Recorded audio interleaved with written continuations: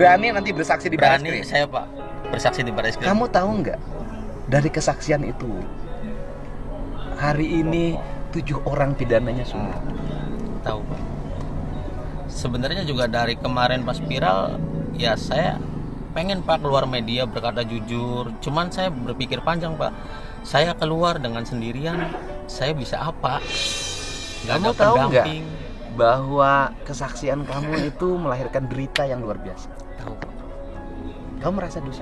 Merasa sebenarnya ya saya sebenarnya hati kecil saya merasa dosa Pak. Ya kalau ada di posisi keluarga saya ya mungkin saya juga ya mungkin keluarga saya juga ya ngerasa tersiksa Pak. Kemudian kamu masuk ke ruangan.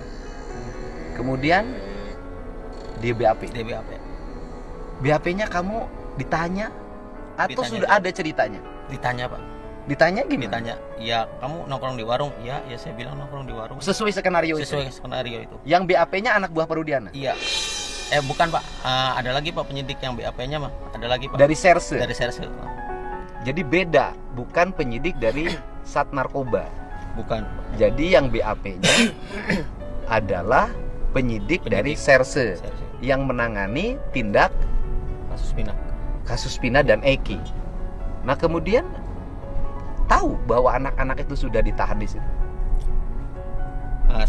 Saya nggak tahu Pak. Soalnya pas penangkapan anak-anak di situ pun kan nggak ada saya Pak. Bukan. Waktu di BAP itu kan berarti anak-anak Iya. sudah ditahan. Iya sudah ditahan. Jadi waktu di BAP itu anak-anak sudah Anak ditahan. Sudah ditahan Pak anak-anak. Sudah ditahan ya. Sudah ditahan. Nah kemudian kamu menjawab BAP-nya bagaimana?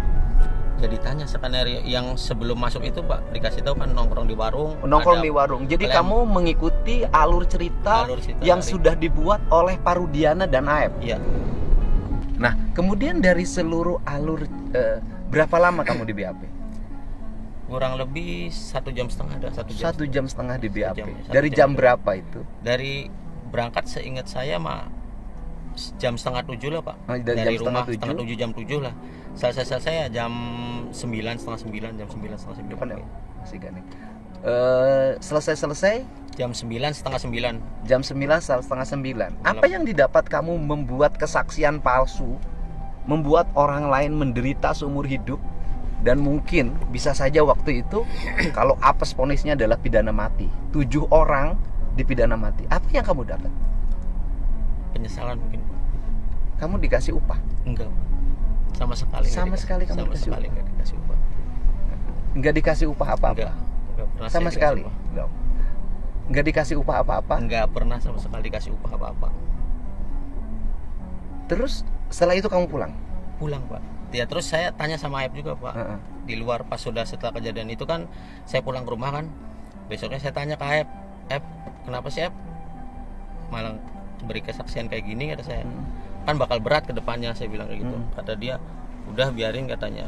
Ya dia juga katanya pernah bilang ke saya ya, seingat saya pernah bilang ke saya juga kesel sama orang-orang itu yang pernah mukulin saya. Oke. Jadi Aep dendam, melakukan itu dendam, memfitnah dan membuat orang Iya. Pernah penjara seumur hidup bilang karena gitu. dendam. Karena bilang dendam. Dan kemudian dendam itu membawa kamu.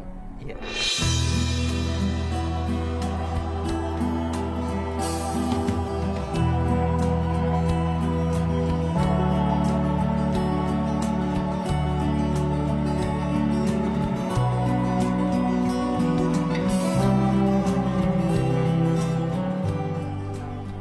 Kamu tahu mereka di penjara seumur hidup.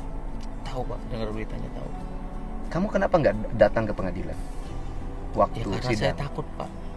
Karena takut ya emang tidak tahu peristiwa itu Pak. Karena takut di sidang di pengadilannya kamu ketahuan bohongnya. Iya. Setelah itu, setelah peristiwa itu mereka mendapat vonis. Kamu 8 tahun merasa terhantui nggak? Ya sebenarnya ada kepikiran Pak, merasa terhantui Pak. Merasa terhantui? Merasa bersalah. Cuman bingung.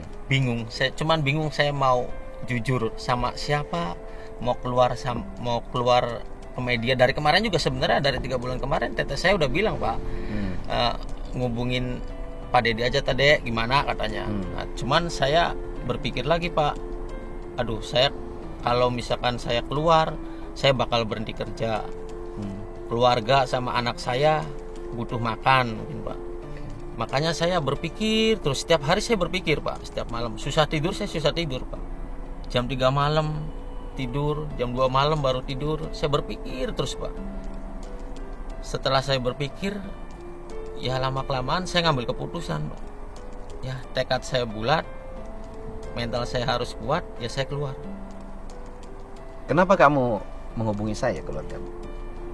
Ya dari saya kan rundingan juga Pak, dari pihak keluarga Pak. Saya rundingan dulu, katanya udah Pak Didi aja satu-satunya jalan.